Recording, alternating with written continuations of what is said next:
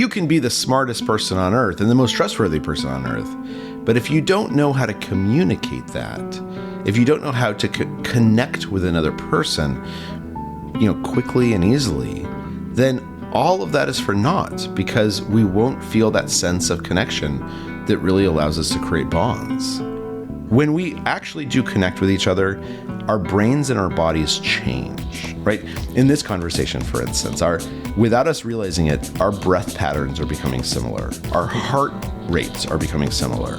Depending on the lighting in the room that you're in, the lighting I'm in, our pupils will start dilating at the same rate. And more importantly, if we could see inside our heads, like these researchers could with scans, we would see that as we go through this conversation, our thoughts, our neural activity becomes more and more similar. In fact, at some point, it will synchronize. So the first skill is trying to determine what kind of conversation we're in by asking these deep questions, which means we're usually not asking about the facts of someone's life, we're asking how they feel about their life. Then when they say something, what the next skill that's really important in communication is not only listening to them, but showing them that we are listening to them. People who are super communicators again and again and again throughout their days is that they tend to ask 10 to 20 times as many questions as the average person. Really? Yeah, and some of those questions are like, we don't even register them as questions. It's a lot easier than people think it is, right? And we all know that because we have those conversations, and beforehand we're kind of like, oh, this is gonna be awkward and weird. And then afterwards we're like, oh, that was great. That was really nice to talk to that person. It is less awkward and weird than we think it's gonna be. And it's often much, much more rewarding.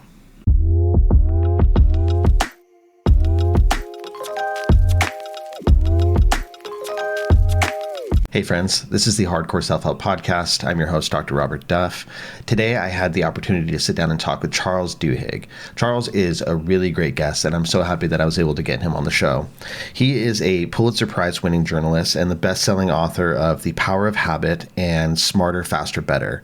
He has a new book out called Supercommunicators that dives into what makes conversations truly effective and showing how skills like empathy, active listening, and emotional awareness can transform the way we connect with others.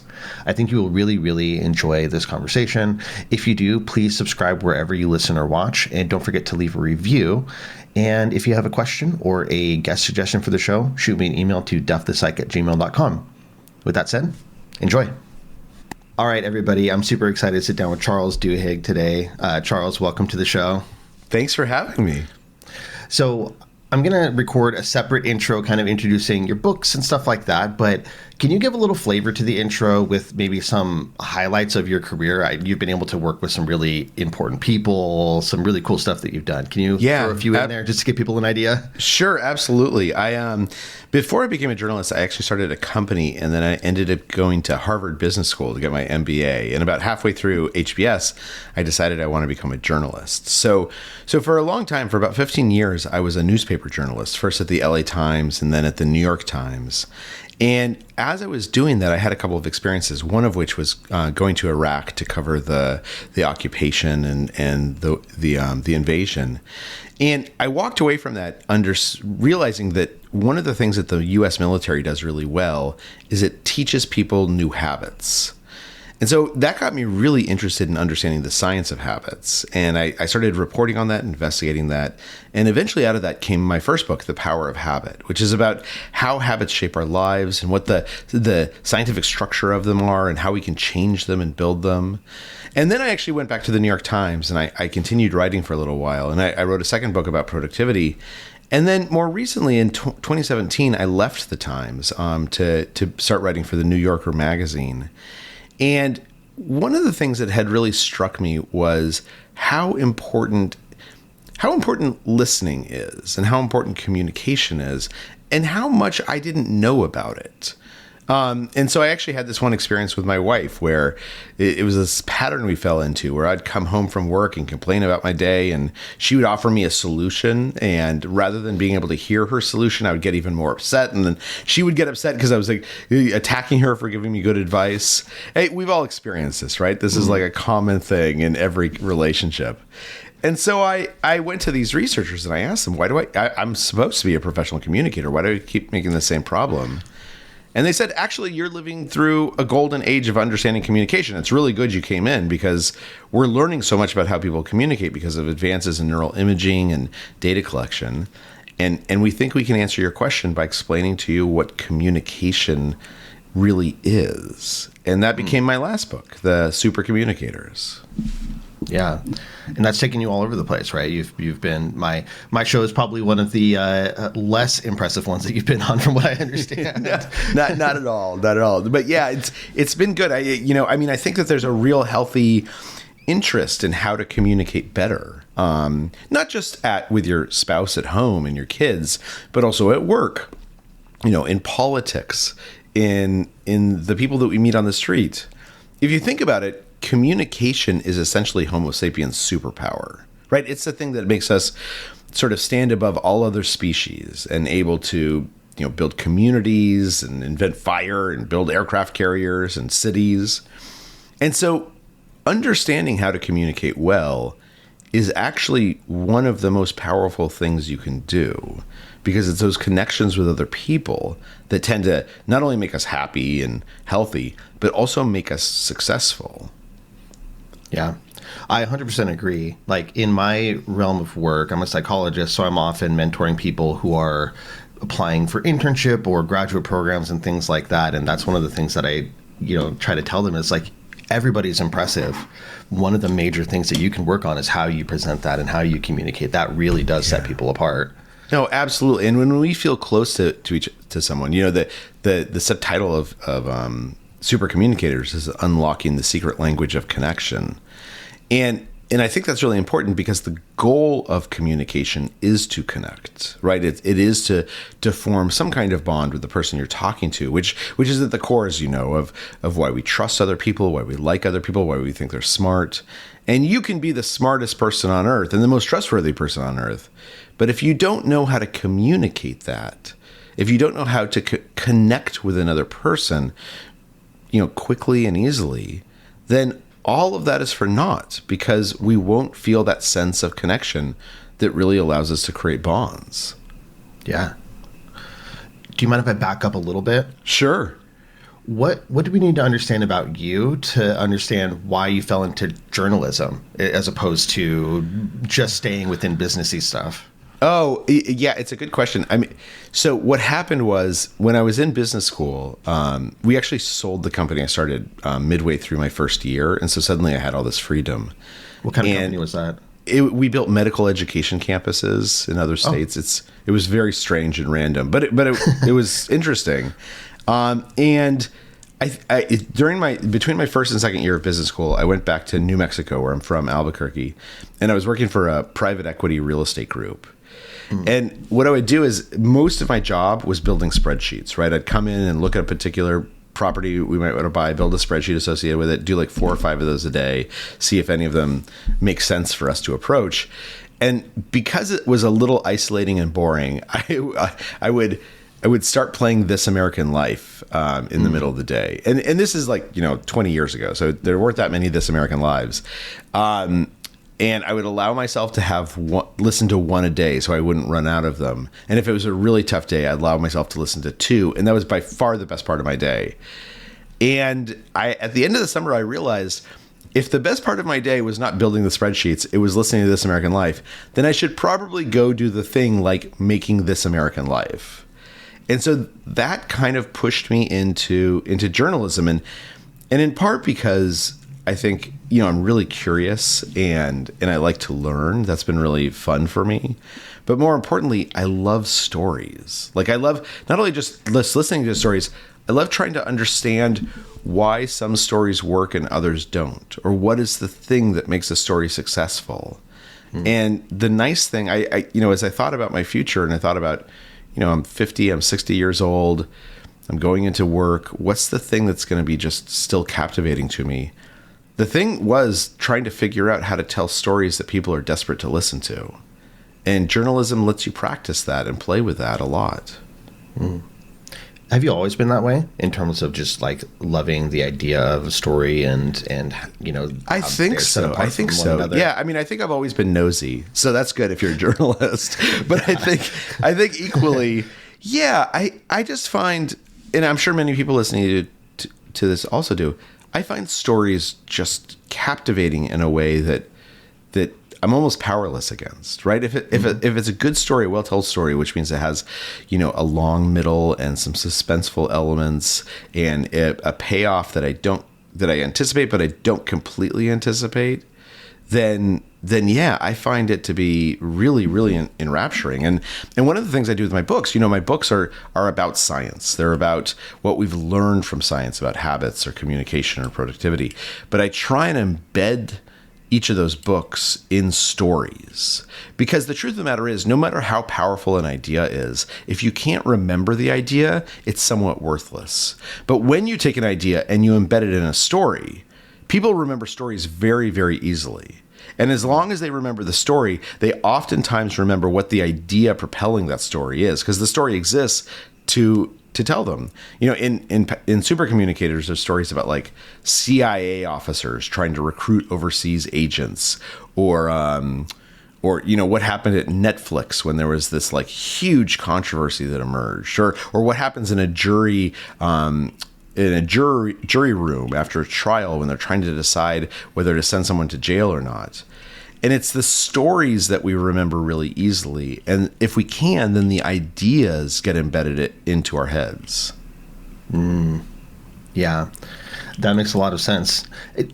Journalists aren't typically the ones writing self-help books. You have a really interesting approach. Were you nervous at all about the idea of writing this type of material?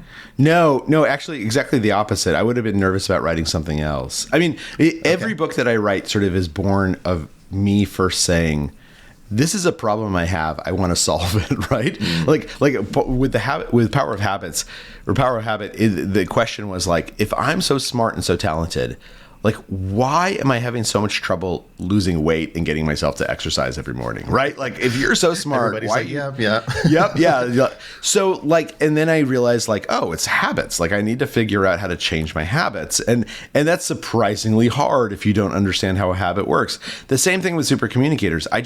I was so frustrated by my inability to communicate. Sometimes with my wife, sometimes at work. They had made me a manager at the New York Times, and I didn't do a particularly good job communicating with the people who are reporting to me. And I just wondered, like, again, like, if I'm so smart, why am I so bad at this? So the book starts as me trying to, out of a very real need for myself to try and solve a problem. And as a result, I sort of imagine that if I have a problem, many other people have that same problem. And there's lots of like terrible self-help books out there, right? It's one person who's like, here's my take on the world, and here's how I think you should change. And that might work for them, but it's not stress tested by science or empiricism or reporting or research. And so one of the things I wanted to do is to say, like, look, I want to write a book that like actually someone who's not interested in self-help could read this and find it really entertaining and really interesting. But more importantly, if you do need help with this, which I think most people do, then what I'll do is I'll actually deliver to you the useful, practical tips on how to become better that you can use tomorrow. So it maybe this was hubris. It never occurred to me that other people might not be interested in that. It makes sense. Yeah. You're scratching your own itch, which you assume other people would have. And I appreciate that you're going about it in a way that's not just self-help for self-help's sake. There's an issue. You research the issue. You found the people who research the issue. Because I agree, there's a lot of kind of BS out there. So that's great. Why don't we dig into it a bit? What are some of the foundational skills that you think anybody should learn about communication to kind of get them moving in the right direction? So I think the first idea that's really, really important, and this is what happened when I went to these researchers and told them I'm having this pattern with my wife. Why is it happening? And they said, well, look, first of all, we're glad you came because this is a pretty golden age for understanding communication. And second of all, here's one of the big things that we've learned. When you have a discussion with someone else, you imagine that discussion is about one thing, right? We're talking about my book, or we're talking about, what to get for dinner, or where to go on vacation, or, who do you think should win in the election? we think it's about that one thing, but actually when we're having that discussion, there are multiple kinds of conversations happening. We know this from neural scanning. And these conversations, they tend to fall into one of three buckets. There's these practical conversations where we're talking about making decisions or solving problems. But then there's also emotional conversations where I tell you what I'm feeling, and I don't want you to solve my feelings. I want you to empathize. I want you to relate to me. And then thirdly, there's social conversations where we're talking about how we relate to each other and society, the identities that are important to us. And what the researchers said is all three kinds of discussions are really important. But if you're having different kinds of conversations at the same moment, it's really hard to hear each other. In fact, it's almost impossible to feel connected. And the reason why is because we're using different parts of our brains. When we actually do connect with each other, our brains and our bodies change, right? In this conversation, for instance, without us realizing it, our breath patterns are becoming similar. Our heart rates are becoming similar. Depending on the lighting in the room that you're in, the lighting I'm in, our pupils will start dilating at the same rate. And more importantly, if we could see inside our heads, like these researchers could with scans, we would see that as we go through this conversation, our thoughts, our neural activity becomes more and more similar. In fact, at some point, it will synchronize. And that's when we will not only really understand each other, but we will feel connected. And within neuroscience, this is known as neural entrainment.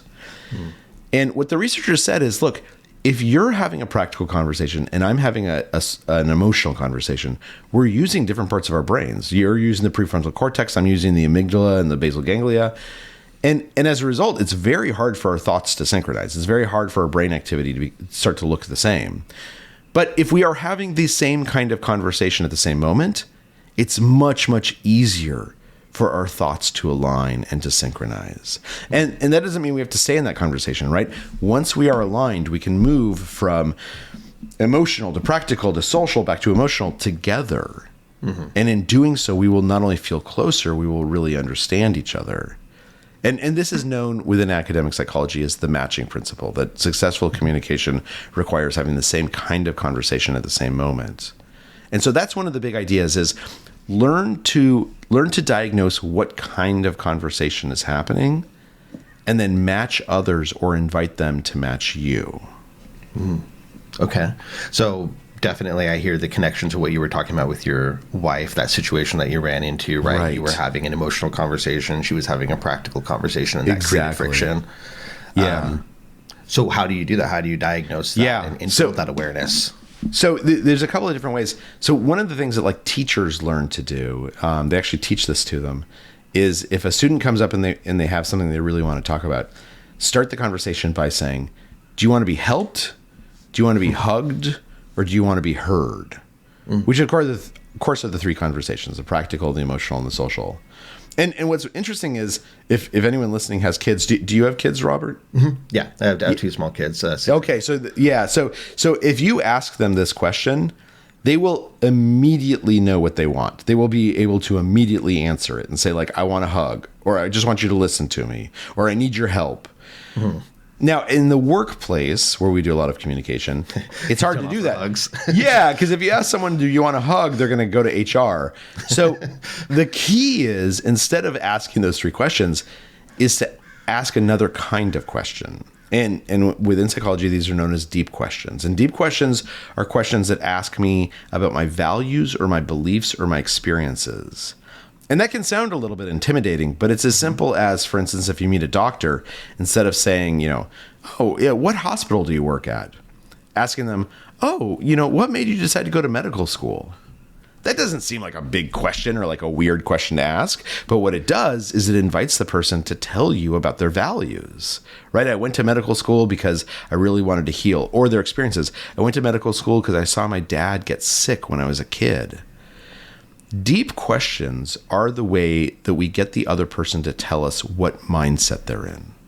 They're going to say something that indicates they're in an emotional mindset or a practical mindset or a social mindset. And once we hear that, we will know how to match them and how to invite them to match us, right? To start by saying, oh my gosh, that's so hard. I actually became a lawyer when I saw my uncle get arrested. So I know what it feels like to have a family member kind of be in a tough place. And I'm wondering, can I ask you a question about like a medical issue that I've encountered recently? Right. So what I'm saying there is I'm going to match you on with an emotional conversation, and then I'm going to ask for permission to move to a practical conversation. And you, because I've aligned with you for just a few seconds, you are going to be willing to move with me to a practical headspace, and then we're going to be able to connect with each other.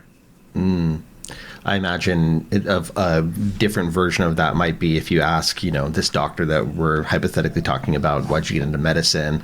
And they go, that we don't need to get into that right now. Well, let's just figure out what's going on. And you go, oh, we're in practical land. Yeah, exactly. Like, or they might say something like, oh, I just wanted a really steady job, and I knew that medicine would give me a steady job. They're in a practical headspace. Mm-hmm. Now, in a different time and place, they might say that thing about seeing their dad get sick. Right. So it's not that there's only one answer to that question, but the answer we choose will be guided by what kind of mindset we're in. Now, let me ask you, can I ask you a question? Is that okay? Of course. Yeah. So when you're in clinical practice, mm-hmm. How do you do this? Like, how do you determine? Because I imagine people come in, and there's some people who are often emotional, but then there's probably some people who come in and they really are genuinely practical. Like this isn't as much an emotional problem for them as it is a practical one. How do you determine what kind of mindset they're in and how to match them? Yeah, I mean, with clinical work, there's also this awareness of, so there's both sides, right? Trying to match somebody and figure out where they are and go with them, very similar. And also, we listen with what we call a third ear to see the kind of underlying message there. And sometimes that we have to guide them too. Right. So if somebody is experiencing a lot of kind of top level big symptoms, right? They're having constant panic attacks. I know that we need to start with very practical because they need to stop doing those things in order to get deeper. So there's a little bit of guidance there too. Yeah. But what you did in terms of asking kind of consent to shift gears or ask me a question, I do a lot of that in therapy too of, okay, is it okay that we're still talking about this, or we've kind of dove into this, but before we continue, was there something else that you wanted to bring up? Can we go back to that, or are we okay here? I think that's really powerful. I mean, I love that idea of the third ear because I think that really good communicators, and I should mention, we are all super communicators at points in our lives, right? When when you're talking to your best friend, you're a super communicator. They're a super communicator back to you. I think that when we have those moments that we really feel like we're hearing someone else, we're using that third ear, right? There's sort of like, what are you saying? What are you telling me? And then what do I think is underneath that? Like, what's really driving this? Mm-hmm. And when somebody shows us that they can hear that, when they ask permission to change the topic, or when they say, what I hear you saying is that you're scared of this thing, even though you haven't described it that way, we feel really seen and heard, right? It feels enormously rewarding to have someone pay that much attention to us and help us see something about ourselves that we might not be able to see on our own. So do you find in your work and your research that it's also okay if you're wrong when you take a guess about that? Yeah, it's totally okay. In fact, it's okay particularly if you ask someone, am I wrong? Right? Like, so I think there's this, so you were asking about the skills. So the first skill is trying to determine what kind of conversation we're in by asking these deep questions, which means we're usually not asking about the facts of someone's life. We're asking how they feel about their life. Then when they say something, what the next skill that's really important in communication is not only listening to them, but showing them that we are listening to them. You could be the best listener on earth, and if you don't show the person you're listening, then they're not going to believe, they're not going to trust you. They're not going to think you are listening. Mm-hmm. And there's a technique for this, which is very similar to what we were just talking about asking permission and being wrong, which is it's called looping for understanding. They teach it like Harvard Law and Stanford and a bunch of places. Okay. And what it says is when you're in a tough conversation, particularly a conflict conversation, when you disagree with someone, when you're talking about something that's a little touchy, what you should do is you should, first of all, ask a question, preferably a deep question. Then when the person replies to that question, you should repeat back in your own words what you heard them say. So you're basically proving to them that you are paying attention. And that's where we say, like, what I hear you saying is X and Y and Z, and it seems like there's actually like even something else in there that you didn't fully vocalize, but I wonder if you're feeling also A, B, and C. So those are the first two steps. And most of us do those almost intuitively. The third step is the one that I always forget, which is to say, here's what I heard you say. Did I get that right? Am I understanding you? Because what happens at that moment when we ask, did I get that right? Did I understand you? Is one of two things. Number one, they can very well say, no, I don't think you heard me completely, which is good to know, right? And that's if we are wrong, they'll tell us that we're wrong. And it actually will feel good to them because we've tried to listen, but like they're going to help clarify for us and for themselves what's really going on. But much more commonly what happens is someone says, yeah, I think you got that right. And what's happened in that moment is that by asking that question, asking, did I get it right? I am asking you for permission to acknowledge that I was listening.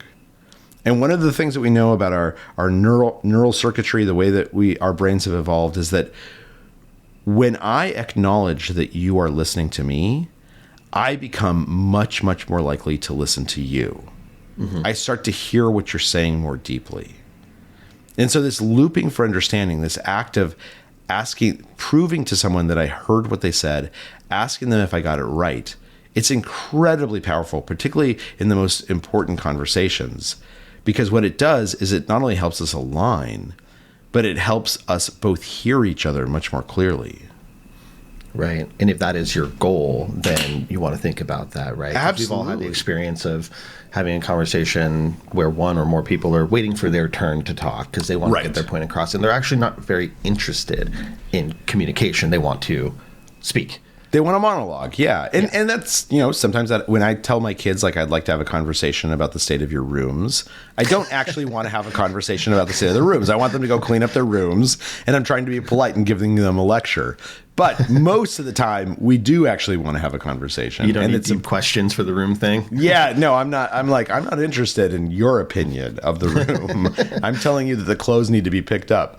So, but most of the time we do want to have real conversations, and it's important to have the skills in our back pocket to be able to do it. Mm-hmm. Yeah. Do you, as you've gone into this work, what are some mistakes or common things that you see that you think people could do better with communication just in everyday life? Yeah. I think one of them is not completely understanding what matching is. That oftentimes people hear matching and what they think is mimicry, right? Oh. So for instance, if I told you a story about going on a vacation to Bali that was really, it was a really trying trip, and you respond with, I've been to Tahiti and here's what I did. That's not necessarily showing that you're listening. It's not necessarily having the same kind of conversation. The way that this comes up in the worst possible place is if someone says, my aunt passed away last week. And someone says, I know exactly what you feel like. I had a dog that died 7 years ago, and I think about them all the time. That's not a correct response. So Oftentimes matching doesn't mean saying the exact same kind of thing. Sometimes it can be as simple as asking a question, like saying, oh, I'm so sorry to hear that. Tell me about what your aunt was like.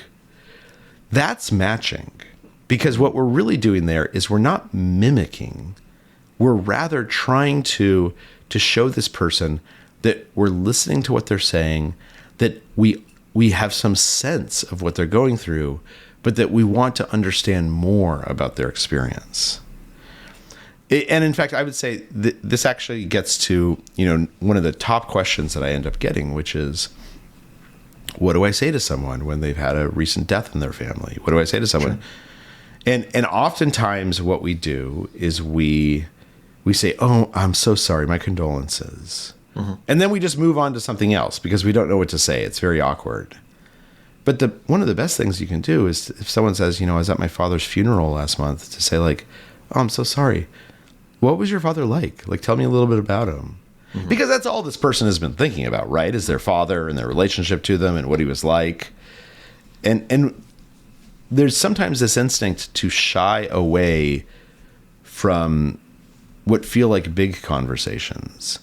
But the truth of the matter is, the people we love the most, the people we feel closest to them because we've had big conversations with them. And inviting someone to have that big conversation, giving them the space to talk about what they're thinking about and feeling, that feels like a gift to the recipient. Mm-hmm. And so at the core of this matching is just trying to show the other person, I want to connect with you. Rather than saying like, oh, you had this experience, here's another experience I had that was similar. That's mimicry and not matching. I can really relate to that, right? Again, a lot of the stuff you're talking about is very similar to helping skills that are used in therapy. So that's probably a good sign, right? Yeah. But as a therapist, you can't have had every experience in the world. Yet you might work with any number of different experiences in the people that you're working with. So being able to empathize and match without saying, oh, I've also done this, or, oh, I know somebody who had that. Right. It's much better. And what do you do when someone comes to you with an experience that's so far outside of your set of experiences, your personal experiences, right? Someone comes with like a fetish or That's pretty close to mine. So what's that? Okay, that's pretty close to my experience. Okay. Or they've accidentally murdered someone, right? And hopefully that you don't fall in that same camp. No comment. What do you? Yeah, I hear what you're saying. How do you connect with them? How do you show them? Is it a lack of judgment? Is it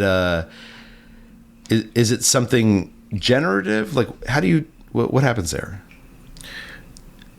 I will be honest for one. So there is a temptation to do that mimicking that you were talking about, right? To feel like you need to normalize something by saying you can relate to it. Right.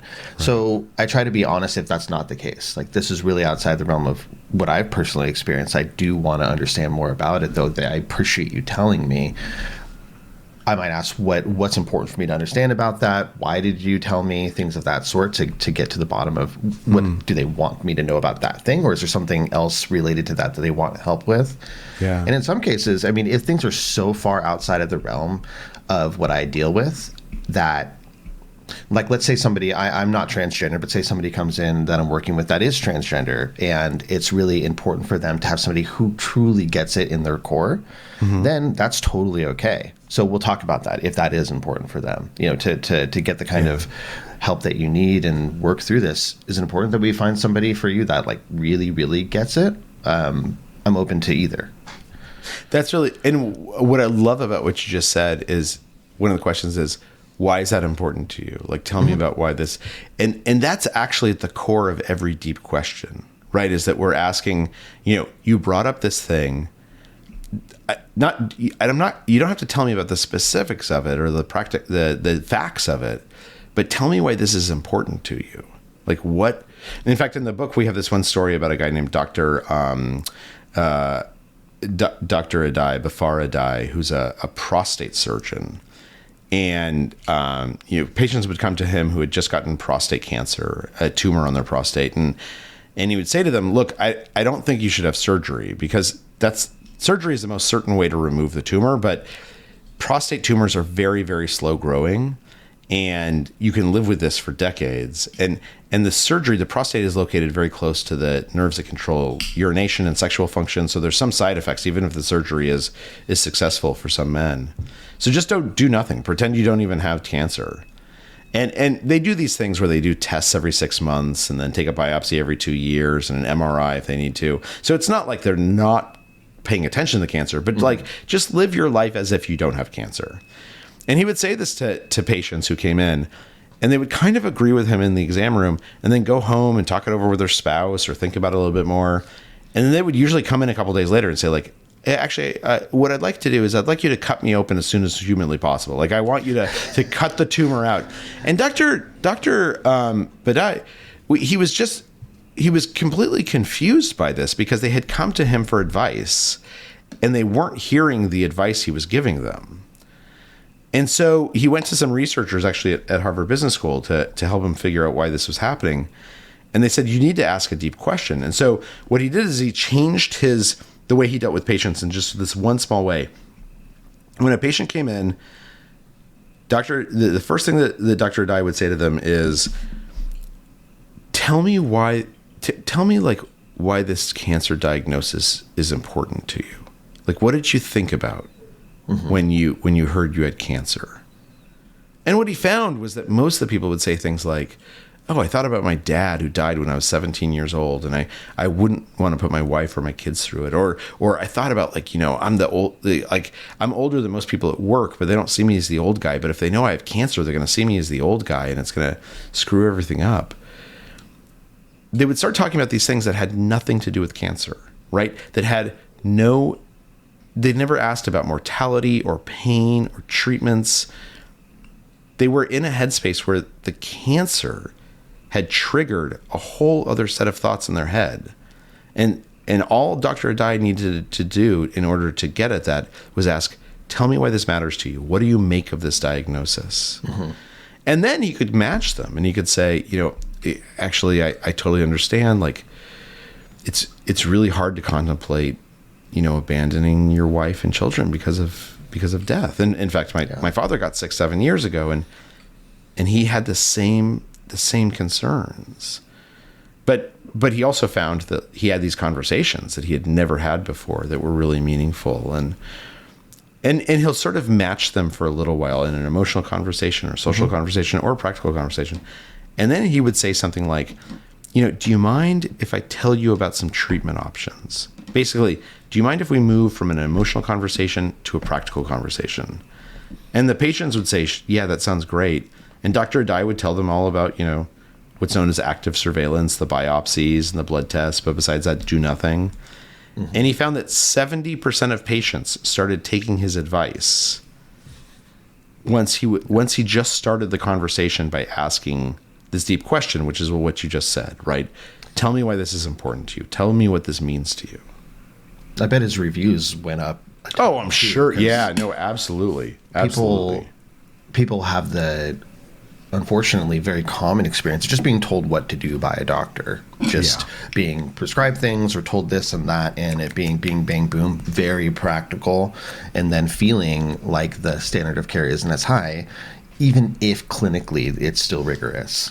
Yes, that's exactly right. And it's interesting. I asked him, like, did this take a lot more time? Like, did you have to make your sessions longer? And he said, no, actually, they ended up being shorter. Because if I spent the first 5 or 6 minutes matching the person in the kind of conversation they want to have, when we finally got to the practical stuff, they were so much less skeptical. They asked so many fewer questions. So he actually was able to get time back by using this approach. And I think for exactly the reason you just mentioned, which is when we feel like someone is actually listening to us, we become more likely to listen to them. And so you don't have to spend as much time trying to persuade them. Yeah. Do me a favor, train more doctors on that. Train more doctors on that. Yeah, I think that's completely right. I want to, before we run out of time, make sure that I address a subset of my population that's listening. I know there are a lot of people that listen to this that struggle with socializing for a variety of reasons. It could be just introversion. For a lot of people, it's social anxiety. What sort of tips or information would you like to give to people who struggle with that idea of just going somewhere and interacting with other people? Yeah, there's been a lot of experiments that have been done about this. And it's interesting. There's a guy named Nick Epley, who's a professor at the University of Chicago, who's done a lot of work on deep questions. And he has a slightly different take on introversion and extroversion, that rather than sort of a default state that we cultivate, that it's actually a habit we fall into. And as a result, that habit can be changed. But so what do we know? If you have social anxiety, if you feel like you are an introvert, if you just dread going to the company party, well, there's a couple of things that will really help. The first is there was this experiment done at HBS, Harvard Business School, where they took a bunch of students, and this is like in the first week of school. And they told them, okay, in about 10 minutes, in like 5 minutes, you're going to have a conversation with a stranger. And this is one of the most anxiety-producing things that you can ask someone to do, is to have a conversation with a stranger. And they said, okay, before you have the conversation, though, we want you to take 2 minutes or even just 30 seconds, and we want you to write down on a note card 3 things you might talk about. Like anything, like a question you might ask, anything you might, like, what did you do last night? Are you going to the party this weekend? Just anything. And so the people did this, they scribbled it down, and then they told them, okay, put the card in your pocket and now go have the conversation with a stranger.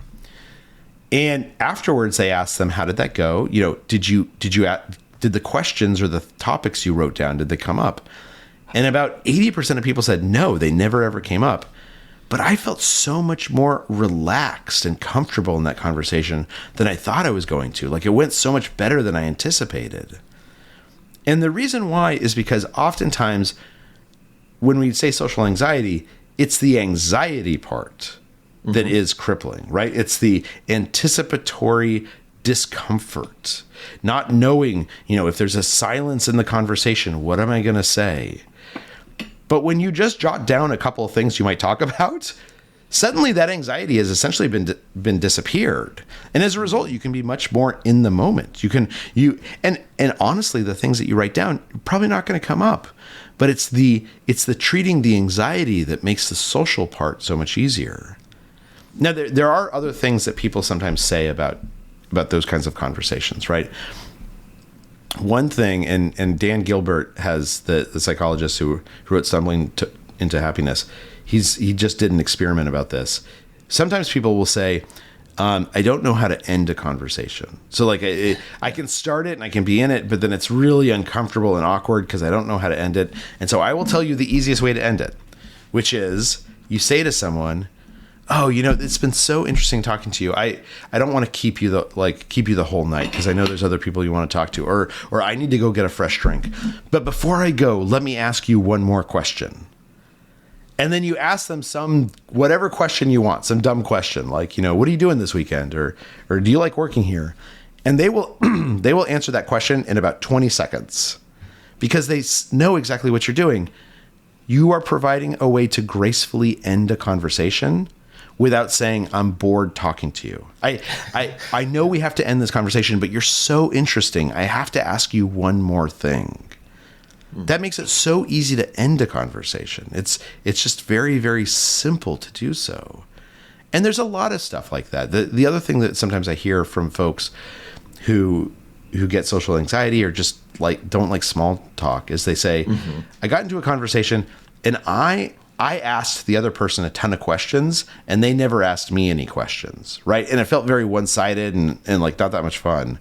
What should I do?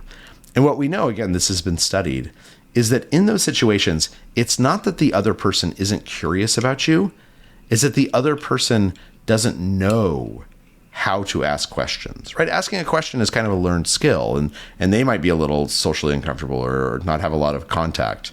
And so what you can do in those situations is you can say, after you've asked a couple of questions, say, I've been asking you questions all night. I'm sure that you have some questions to ask me, so I don't want to hog the conversation. What do you want to ask me? And then they'll come up with a question right away because they are actually curious about you, but they need to be invited. So oftentimes in conversations, we can shape the conversation for ourselves and the other person in a way that feels very restorative and feels very unawkward.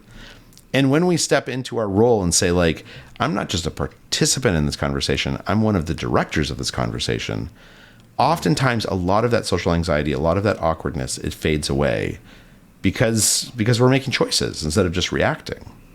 Yeah, being in control a little bit more. A lot of this sounds very, obviously question focused, right? Yeah. And I think that's really interesting because a lot of people that I do know with social anxiety fear, well, I don't know what to say. Like, I don't know what to say. I don't know what to say to people. And asking questions, it's a different flavor from just knowing the right thing to say. That's exactly right. Asking questions is the most powerful thing you can do. And it's interesting.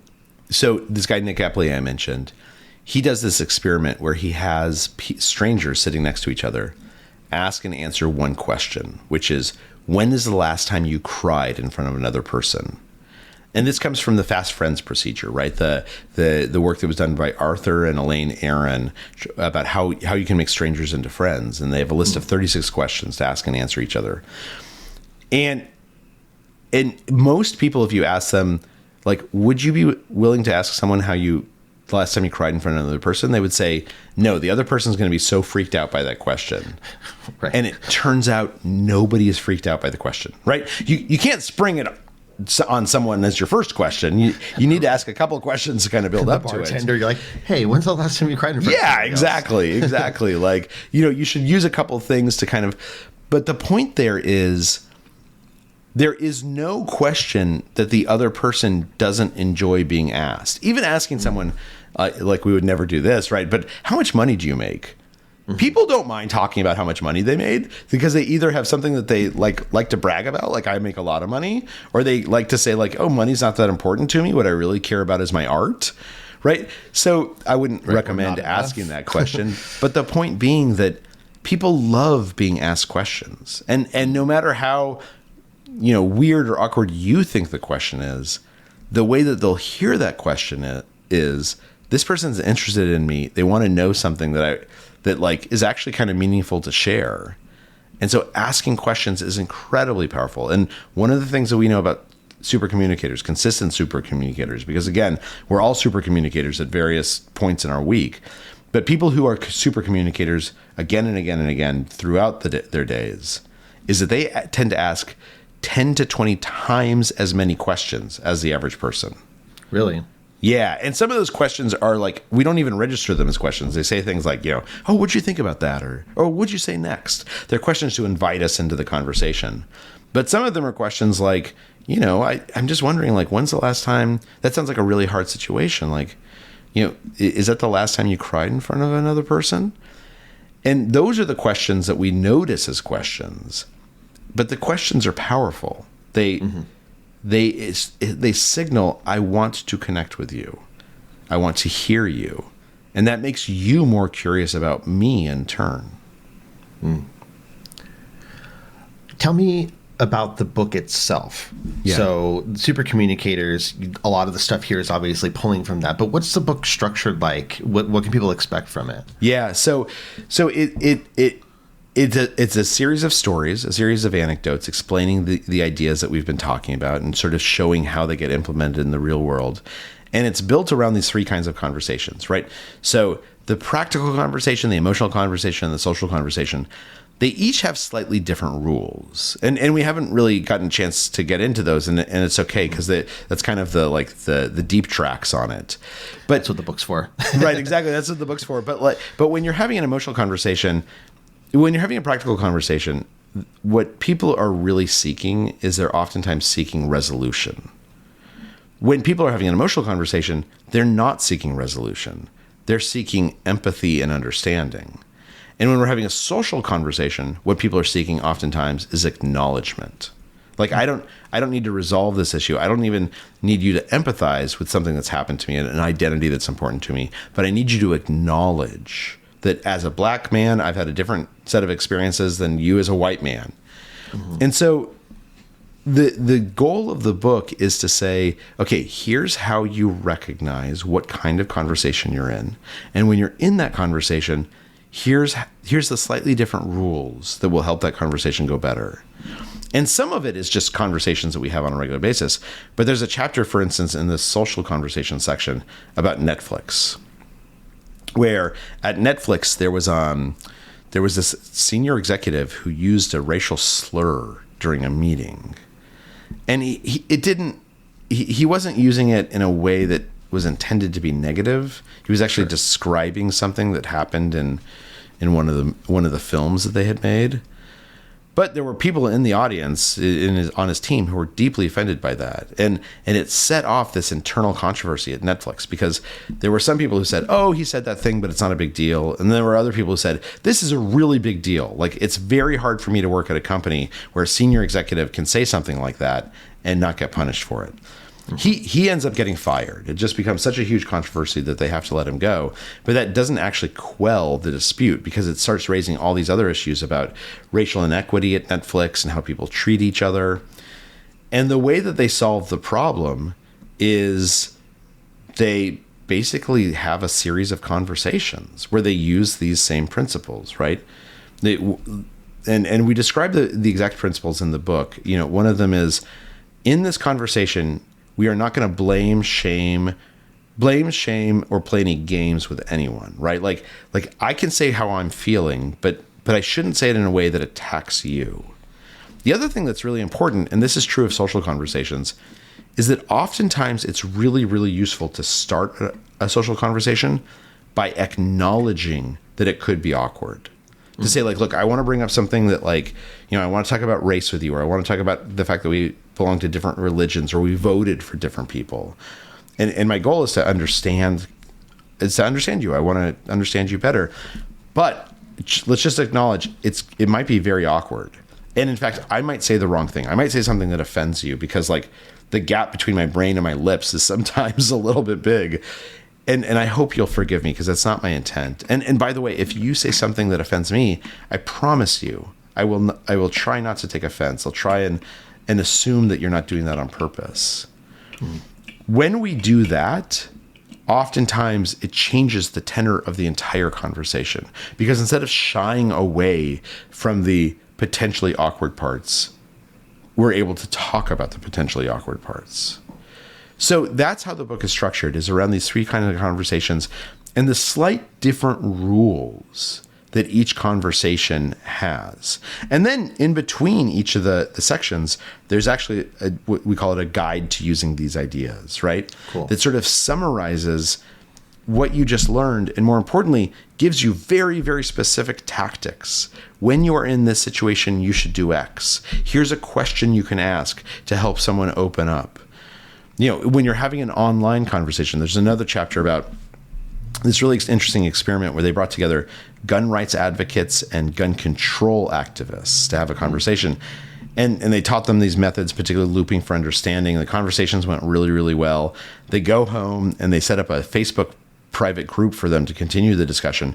And within like 45 minutes, people are calling each other jackbooted Nazis, right? Like it just falls apart immediately.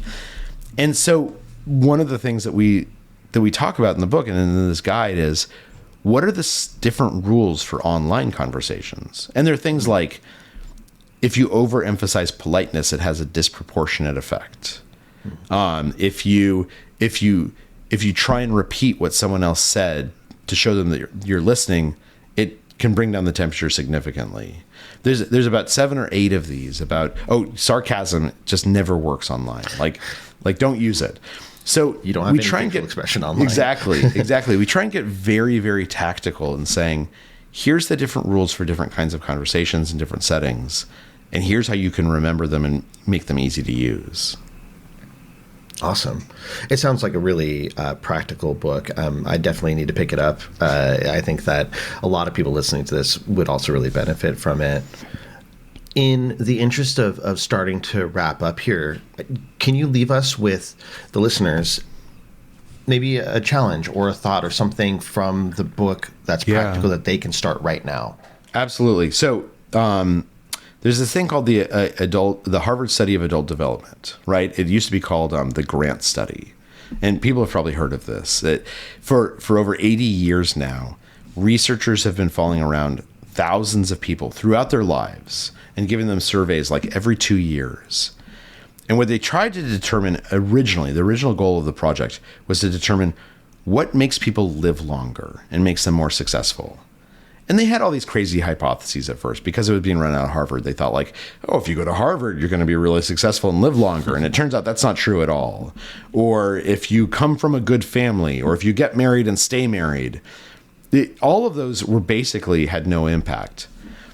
The only thing they could find that really mattered is that you will be happier and healthier and more successful, however you define success, at age 65 if you have at least a handful of close relationships at age 45. Because that means you don't have those relationships just when you're 45, right? These are people that you've known for usually like 10 years, and you're going to know them for the next 20 years, right? And so what is so basically having these relationships is critical to our health and our happiness and how successful we become. And so the question is, what does that mean to have close relationships? It does not mean that you are talking to that person every day or every week. Oftentimes people have some of their closest relationships with people they talk to once or twice a year. But when they talk to them, they set aside, 45 minutes in their schedule to like call up this person. And they know it's going to be awkward for the first couple of minutes because it's like, what's your kid's name again? What's going on with you? But the act of making that connection brings you closer together. You know this person cares about you. You care. You've shown them that you care about them.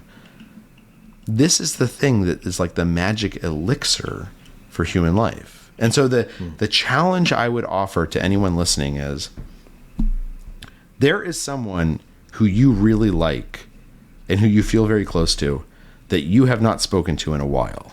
Maybe you haven't spoken to them in 3 months. Maybe you haven't spoken to them in a year. Maybe you haven't spoken to them in 5 years. Sometime this week, just pick up the phone and call them. And you don't have to talk for 45 minutes. You can talk for 15 minutes. But make that connection again, because not only will it make them feel wonderful, it will make you feel wonderful. You will feel better about yourself and the world simply by renewing this connection for someone who is or was important to you. And so that's my challenge, is make the time to do that. You'll be investing in your own health, your own happiness, and your own success. And this is somebody that you do like, not somebody you're estranged from or something like that. Somebody that you have a connection with, you haven't talked to. Exactly. There's this guy I like from college, and I haven't talked to him in 3 years. Mm-hmm. And like a call out of the blue for most people is like, I don't want to do that. That seems really weird. But the call out of the blue, people love it. Like they just feel like they are feeling the same way, that they really like you, and they're kind of disappointed that you guys aren't connected anymore. And it doesn't take much to reinvigorate that connection. What's the first line of that conversation? Hey, it's so-and-so. I think, hey, it's so-and-so. I was thinking of you the other day. I'm just wondering, like, how you're doing. Tell me what's new with you. Right? It can be simple, like, it can be the easiest, or you could, before the conversation, you could jot down 3 questions you want to ask them, so you have something to fall back on. But it's a lot easier than people think it is, right? Mm-hmm. And we all know that because we have those conversations, and beforehand we're kind of like, oh, this is gonna be awkward and weird, and then afterwards we're like, oh, that was great. That was really nice to talk to that person. It is less awkward and weird than we think it's gonna be, and it's often much, much more rewarding. Awesome. Well, thank you for the challenge. Charles, where would you prefer people to pick up Supercommunicators? What's the best place for people to get it? Really, wherever they want. It's available on Amazon, as is The Power of Habit, or Barnes and Nobles, or any website that you go to. Okay. Also, in your local bookstore, like independent bookstores are the lifeblood of America, and so it's well worth visiting your local bookstore. There's an audio book on Audible.com. You can buy it for your Kindle, an electronic version. Did you record the audiobook? I did. I recorded the audiobook. Cool. Yeah. It was fun. It's the first time I had done that, and it was really not neat to do it. But yeah, anywhere that people, and if they want to find me, I'm on, if they just Google Charles Duhigg or The Power of Habit or Supercommunicators, they'll find my website and all of my social links and as well as my address, or my email address, actually. If anyone wants to write to me, I'd love to hear from you. Cool. I'll make sure all that's in the show notes and stuff. Great. I could talk to you for another hour and a half probably, but too. Yeah, I know you got other appointments and stuff. So thank you very, very much for your time. Thanks for having me. This has been a lot of fun.